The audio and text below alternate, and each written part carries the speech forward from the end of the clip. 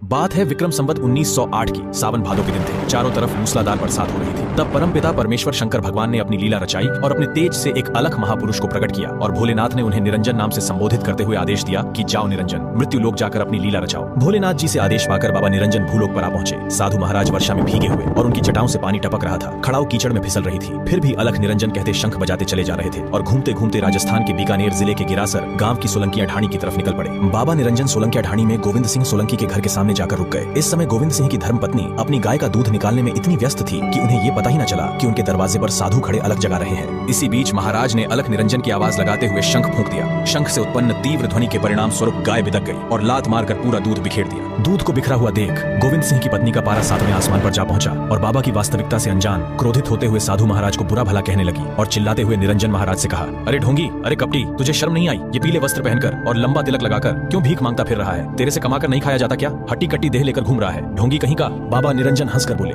माता दोष क्यों लगाती हो? हम तो अभी आए हैं, अभी चले जाएंगे, 2 पल के मेहमान हैं। तभी गोविंद सिंह की पत्नी क्रोधित होकर बोली, चल चल आगे का रास्ता नाप। बाबा निरंजन मुस्कुराते हुए वहां से चल पड़े। इसी दौरान दूर झोपड़ी के पास बैठे गोविंद सिंह जी के पिता श्री न्यादर सिंह जी की नजर बाबा पर पड़ी। अपने घर से साधु महाराज को खाली हाथ वापस लौटते देख उन्होंने सोचा, जरूर घर की औरतों ने कुछ कह दिया होगा, इसीलिए नाराज होकर जा रहे हैं। साफ मन के गोविंद सिंह जी और उनके पिता न्यादर सिंह जी को जल्दबाजी में कुछ समझ न आया और हड़बड़ी में एक कलश में जल लेकर उनके पीछे दौड़ पड़े और विनती करने लगे कि घर की औरतों द्वारा बोले गए कटु वचनों के लिए क्षमा करें, वे अबोध अज्ञान है। मगर साधु महाराज बिना कुछ सुने मुस्कुराते हुए आगे बढ़े चले जा रहे थे। तब श्री न्यादर सिंह जी ने बाबा निरंजन से कहा, अच्छा ठीक है महाराज, मेरे द्वारा लाया गया थोड़ा जल ही ग्रहण कर लीजिए। जब बाबा निरंजन ने शीतल जल ग्रहण किया तो उनको थोड़ी ठंडक पहुंची। उन्होंने कहा, जाओ, तुम्हें क्षमा किया। तब गोविंद सिंह जी ने बाबा से निवेदन किया कि ऐसे नहीं, अगर आपने सच में हमें माफ कर दिया है तो कृपया हमारे घर पधारें और हमें आपकी सेवा करने का सौभाग्य प्रदान करें। इस पर बाबा निरंजन हंसने लगे और मुस्कुराते हुए गोविंद सिंह जी के साथ उनके घर की तरफ चल दिए। जिसके बाद बाबा निरंजन ने गोविंद सिंह जी को एक नाड़ी खोदने और एक नीम का पेड़ लगाने का आदेश दिया। आज्ञा अनुसार उन्होंने ऐसा ही किया। तत्पश्चात बाबा निरंजन ने वहाँ 12 महीने खड़े होकर तपस्या की। इसी दौरान गोविंद सिंह और उनकी धर्मपत्नी दोनों सच्चे मन से बाबा की सेवा में लगे रहे। एक दिन बाबा निरंजन ने खुश होकर गोविंद सिंह जी से कहा, मैं तुम्हारे इस सेवा भाव से अत्यंत प्रसन्न हूँ, मांगो तुम्हें क्या चाहिए, यदि आज राजपाट भी मांगोगे तो मिलेगा। तब आंखों में अश्रुधारा भरते हुए गोविंद सिंह जी रो पड़े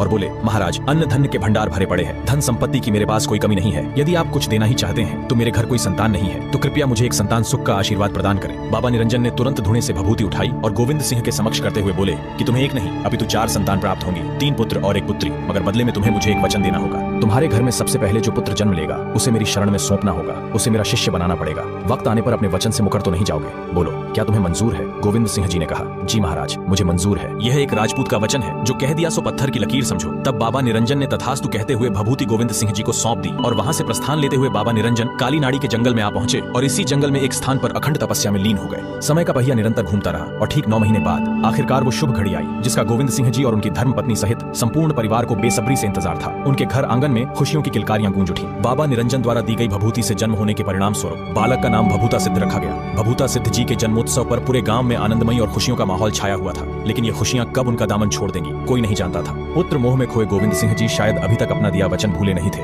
भभूता सिद्ध जी के जन्म के उपरांत कालांतर में दूसरे बालक का जन्म हुआ, जिसका नाम शेर सिंह रखा गया। तीसरे बालक का नाम नाहर सिंह रखा गया और फिर कुछ समय उपरांत चौथी कन्या का जन्म हुआ, जिसका नाम सिंगरो रखा गया। भभूता सिद्ध जी के जन्म को 2 वर्ष बीते, 5 वर्ष बीते और 10 वर्ष भी बीत गए। इसी दौरान कई बार बाबा निरंजन गोविंद सिंह की ढाणी पर पधारे और उन्हें उनके द्वारा दिए गए वचन की याद दिलाई, किंतु पुत्र मोह में खोए गोविंद सिंह जी हर बार कोई न कोई बहाना बनाकर टाल देते। कभी बोलते कि भभूता अभी बहुत छोटा है, उसे अभी के लिए माँ का लाड प्यार मिलने दीजिए, तो कभी कहते अभी भभूता नादान है, उसे थोड़ी समझ पकड़ने दीजिए। शायद ये बाबा निरंजन द्वारा रची गई माया का ही परिणाम था जो उनको ऐसा करने से रोक रहा था, नहीं तो इतिहास गवाह है कि एक राजपूत शीश देकर भी अपना वचन पूरा जरूर करता है। बाबा का उद्देश्य तो कुछ और ही था। इसी दौरान भभूता सिद्ध जी महाराज ने अपने बाल्यकाल में कई बार लीलाएं रचाई। इसी प्रकार 17 वर्ष बीत जाने के बाद भी जब गोविंद सिंह जी ने अपना दिया वचन पूरा नहीं किया तो एक दिन क्रोध में लाल नेत्र लिए बाबा निरंजन एक बार फिर से गोविंद सिंह जी के द्वार पर पधारे और गोविंद सिंह जी को फटकार लगाते हुए कहा, तुम अपने द्वारा दिए गए वचन पर अडिग क्यों नहीं हो? तुम अपना वचन पूरा करने से पीछे हट रहे हो। हम अगर देना जानते हैं तो लेना भी जानते हैं। तुमने अगर अपना वचन पूरा नहीं किया तो हम अपनी शक्ति से इसे अपने पास बुला लेंगे, बाद में तुम्हें बहुत पछतावा होगा, तब हमें दोष मत देना। घबराए हुए गोविंद सिंह जी थरथराते होठों से बोले,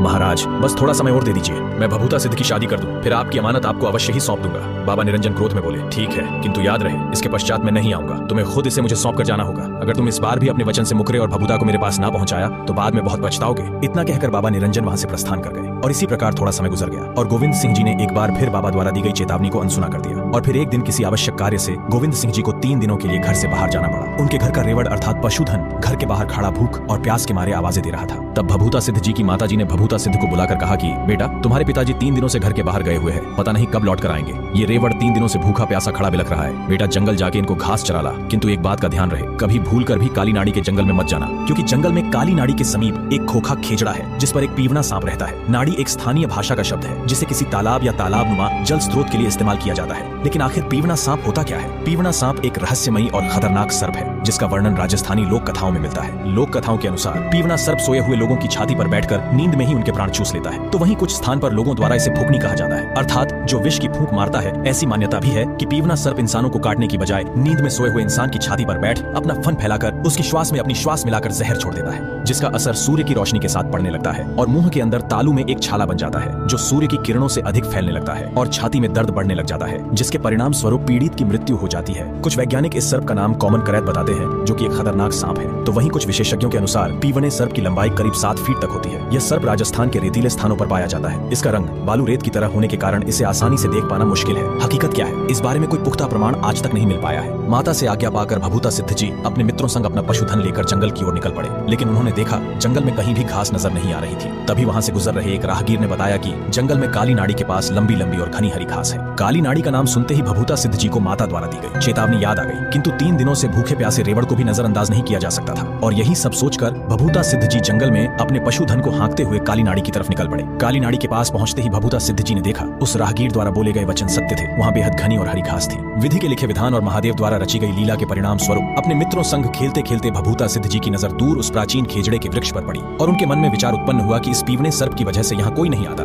जबकि यहाँ पशुओं के पेट भरने के लिए पर्याप्त चारा मौजूद है। इसी विचार के परिणाम स्वरूप भभूता सिद्ध जी के मन में पीवने सर्प के प्रति क्रोध ने जन्म ले लिया और हाथ में लाठी लिए महाराज भभूता सिद्ध जी खोखे खेजड़े की ओर आगे बढ़ने लगे। उनके मित्रों ने उन्हें रोकने का अथाह प्रयास किया, किंतु विफल रहे। भभूता सिद्ध जी ने उनकी एक न सुनी और उस खेजड़े के समीप पहुंचकर पीवने सांप को बाहर आने के लिए ललकार लगाई। कुछ समय बाद खेजड़े से आवाज आई कि हे राहगीर, तुम जो कोई भी हो अपने रास्ते लौट जाओ। मैंने तुम्हारा क्या बिगाड़ा है जो तुम इस प्रकार मुझ पर क्रोधित होकर मुझे बाहर आने के लिए ललकार रहे हो? तभी भभूता सिद्ध जी ने कहा कि तुम्हारे डर से स्थानीय लोग इस स्थान पर आने से भयभीत होते हैं, अतः तुम्हें किसी भी कीमत पर यह स्थान छोड़कर जाना होगा। इतना सुनते ही पीवना सर्प खेजड़े से नीचे उतरा और मनुष्य रूप धारण करते हुए भभूता सिद्ध जी से कहा, मैं चाहकर भी ऐसा नहीं कर पाऊंगा क्योंकि मुझे अपने ही गुरु द्वारा श्राप मिला है। तब भभूता सिद्ध जी ने कहा, स्पष्ट कहो क्या कहना चाहते हो? तब सर्प ने कहा, वर्तमान से लगभग 600 साल पहले की बात है। मैं और मेरे गुरु इसी जंगल के रास्ते गुजर रहे थे। उसी समय हमें प्यास लगी तो हम गुरु चेला यहाँ जल ग्रहण करने पधारे। गुरुदेव को यह स्थान ठहरने के लिए उत्तम लगा तो गुरुदेव की आज्ञा अनुसार हमने कुछ दिन इस खेजड़े के वृक्ष तले विश्राम करने का विचार किया। जब मैं गहरी नींद में सो जाता तो गुरुदेव रात्रि उपरांत ब्रह्म मुहूर्त में उठकर सिद्धियां प्राप्ति के लिए साधना किया करते। एक दिन जब वे ऐसा कर रहे थे उसी समय संयोगवश मेरी निंद्रा भंग हो गई और मैंने गुरुदेव को ऐसा करते हुए देख लिया। मेरे मन में उसी समय कपट ने जन्म ले लिया। मुझे सिद्धियां प्राप्ति से पहले बहुत कुछ सीखना बाकी था, इसलिए गुरुदेव को सही समय का इंतजार था और मुझे यह भ्रम हो गया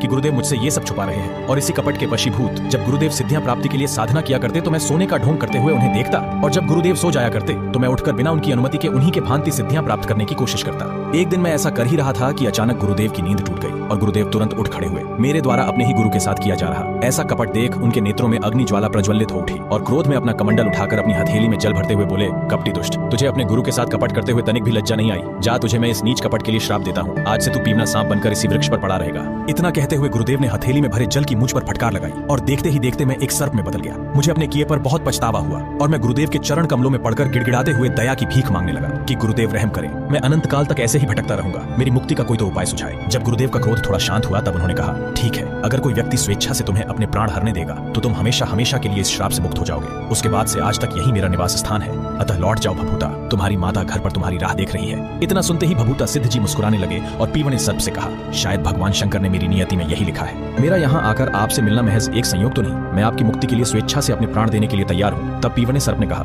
तुम्हें मरने से भय नहीं लगता भभूता?